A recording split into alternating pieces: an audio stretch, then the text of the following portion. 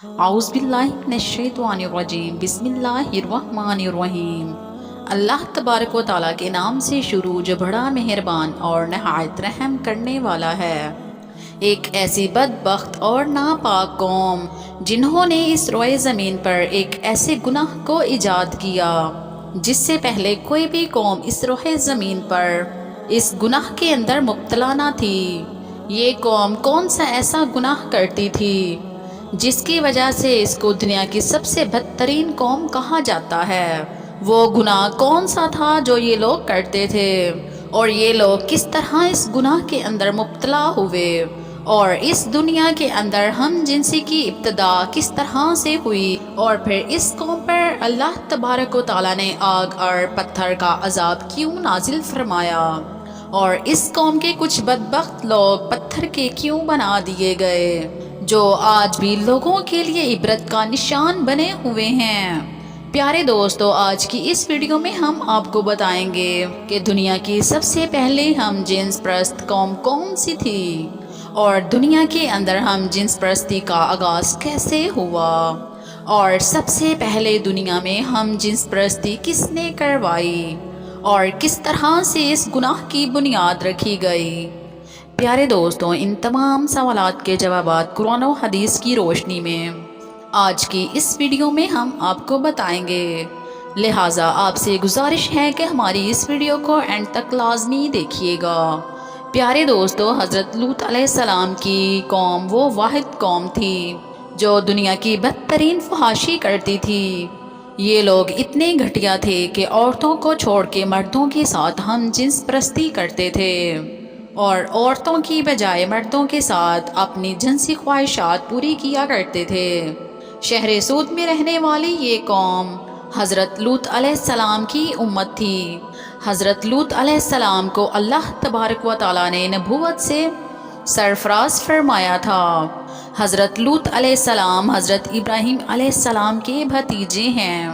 اور آپ کو اللہ تبارک و تعالیٰ نے شہر سدوم کی طرف نبی بنا کر بھیجا تھا، چونکہ حضرت لوط علیہ السلام کے والد کا انتقال بچپن میں ہی ہو گیا تھا، اس لیے حضرت لوط علیہ السلام کو حضرت ابراہیم علیہ السلام نے بچپن سے ہی پالا تھا، اور حضرت لوط علیہ السلام حضرت ابراہیم علیہ السلام کے پاس ہی رہے تھے۔ حضرت لوط علیہ السلام اپنے والد کے انتقال کے بعد حضرت ابراہیم علیہ السلام کے ساتھ ہجرت کر کے ملک شام میں آ گئے تھے، اور حضرت ابراہیم علیہ السلام کی خدمت میں حاضر رہے۔ حضرت لوط علیہ السلام نے چونکہ حضرت ابراہیم علیہ السلام کی بہت زیادہ خدمت کی، تو حضرت ابراہیم علیہ السلام نے اللہ تبارک و تعالیٰ کی بارگاہ میں دعا کی، تو اللہ تبارک و تعالیٰ نے حضرت ابراہیم علیہ السلام کی حرمت اور دعا کے صدقے حضرت لوط علیہ السلام کو نبوت عطا فرمائی۔ پیارے دوستو، حضرت لوط علیہ السلام کی قوم دنیا کی بدترین قوم ہے، اور یہ عورتوں کو چھوڑ کے مردوں کے ساتھ اپنی خواہشات پوری کیا کرتے تھے۔ لیکن یہ لوگ اس گناہ کے اندر مبتلا کس طرح سے ہوئے، اور کس چیز نے اس قوم کو اس گناہ پر اکسایا، اس کے بارے میں روایات میں آتا ہے کہ جس شہر میں یہ قوم رہتی تھی اس شہر کو سدوم کہتے ہیں۔ شہر سدوم ایک ایسا علاقہ تھا جہاں پر اللہ تبارک و تعالیٰ کا خاص فضل و کرم تھا۔ یہاں پر سرسبز و شاداب باغات اور ہر طرف لہلہاتے کھیت تھے۔ اس علاقے میں پھلوں اور اناج کی بے شمار پیداوار ہوتی تھی۔ شہر سدوم کا یہ علاقہ ہر لحاظ سے خوشحال تھا۔ یہی وجہ تھی کہ شہر کے آس پاس کے لوگ اپنی اشیاء کی ضروریات کو حاصل کرنے کے لیے اس شہر میں آیا کرتے تھے، لیکن شہر سدوم کے رہنے والے لوگوں کو یہ بات بالکل بھی ہضم نہ ہوئی۔ ان کا یہ خیال تھا کہ شہر سدوم میں پیدا ہونے والے اناج اور گھلوں پر صرف انہی کا حق ہے، اس لیے شہر سدوم کے قوم لوط کے لوگ آس پاس کے آنے والے لوگوں سے بہت زیادہ تنگ تھے۔ ایک دن قوم لوط کے لوگ اسی بات سے ایک دن جھگڑا کر رہے تھے کہ شیطان ایک بوڑھے کی صورت میں ان کی مجلس میں آیا اور ان سے کہنے لگا کہ اگر تم لوگ ان مسافروں سے اپنی جان چھڑانا چاہتے ہو تو جو میں کہتا ہوں وہ کرنا پڑے گا۔ چنانچہ شیطان کی یہ بات سن کر لوگ شیطان سے پوچھنے لگے کہ وہ کون سا کام ہے کہ جن کے کرنے سے ہمیں ان مسافروں سے چھٹکارا حاصل ہو سکتا ہے۔ تو شیطان نے کہا کہ میں تمہیں کل بتاؤں گا۔ چنانچہ کل شیطان ایک خوبصورت نوجوان کی شکل میں ان لوگوں کے پاس آیا اور شہر سدوم کے لوگوں کو اپنی طرف مائل کرنے لگا، یہاں تک کہ شہر سدوم کے وہ لوگ اس لڑکے کی طرف مائل ہو گئے اور اس خوبصورت لڑکے کے ساتھ زنا کر بیٹھے۔ اس بدکاری کے بعد شیطان نے ان لوگوں سے کہا کہ اگر تم لوگ آنے جانے والے مسافروں سے اپنی جان چھڑانا چاہتے ہو تو تم لوگ ہر آنے جانے والے مسافروں کے ساتھ یہی بدفعلی کیا کرو۔ جب تم لوگ ہر آنے جانے والے مسافروں کے ساتھ یہ بدفعلی کیا کرو گے تو کوئی بھی مسافر تمہارے علاقے میں داخل نہ ہوگا۔ پیارے دوستو، اس طرح شیطان نے سب سے پہلے اس قوم سے اس طرح بدفعلی کروائی اور اس گناہ کا اس قوم کو ایسا چسکا لگا کہ وہ اس گناہ کے عادی کہ لوگ عورتوں کو چھوڑ کے مردوں کے ساتھ جنسی تعلقات کی خواہش پیدا کرنے لگے۔ یہ گناہ شہر سدوم کے اندر اس طرح عام ہو گیا کہ ہر گھر میں یہ گناہ ہونے لگا اور کوئی بھی محفل اس گناہ سے خالی نہ ہوتی۔ ادھر جب حضرت لوط علیہ السلام کو اپنی قوم کے اس بدفعل کا پتہ چلا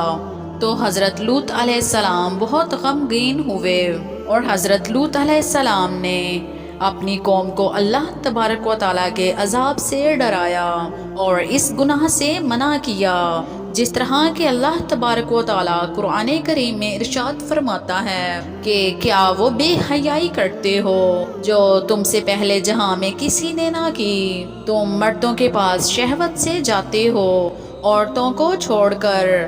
بلکہ تم لوگ حد سے گزرے ہوئے ہو۔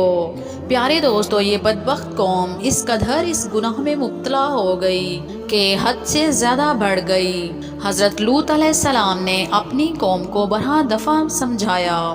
لیکن یہ قوم اس گناہ سے باز نہ آئی۔ جب حضرت لوط علیہ السلام اس قوم کو اس گناہ سے منع کرتے تو یہ لوگ حضرت لوط علیہ السلام کو بھلا بولا کہتے اور نوبت یہاں تک پہنچ گئی کہ حضرت لوط علیہ السلام کو اس شہر سے نکالنے کی دھمکیاں دینے لگے، جس طرح کہ اللہ تبارک و تعالیٰ قرآن کریم میں ارشاد فرماتا ہے کہ اس کی قوم کا کوئی جواب نہ تھا مگر یہی ان کا کہنا تھا کہ اپنی بستی سے نکال دو، یہ لوگ پاکیزگی چاہتے ہیں۔ اس طرح جب یہ قوم حد سے زیادہ بڑھ گئی اور حضرت لوط علیہ السلام کو دھمکانے لگے اور ساتھ ہی حضرت لوط علیہ السلام کو یہ کہنے لگے کہ اگر تم اللہ تبارک و تعالیٰ کے سچے نبی ہو تو ہم پر وہ عذاب لے آؤ جس عذاب کی وجہ سے تم ہمیں ڈراتے ہو، اور اس طرح اس بدبخت قوم نے خود ہی اللہ تبارک و تعالیٰ کے دردناک عذاب کو طلب کیا۔ پیارے دوستو، جب حضرت لوط علیہ السلام کی قوم بدبخت اسی بدفعلی کی وجہ سے قابل ہدایت نہ رہی تو اللہ تبارک و تعالیٰ کی طرف سے دردناک عذاب آ گیا۔ چنانچہ حضرت جبرائیل علیہ السلام چند فرشتوں کے ہمراہ خوبصورت نوجوان لڑکوں کی صورت میں مہمان بن کر حضرت لوط علیہ السلام کے گھر تشریف لائے۔ ادھر جب حضرت لوط علیہ السلام نے خوبصورت اور نوجوان لڑکوں کو دیکھا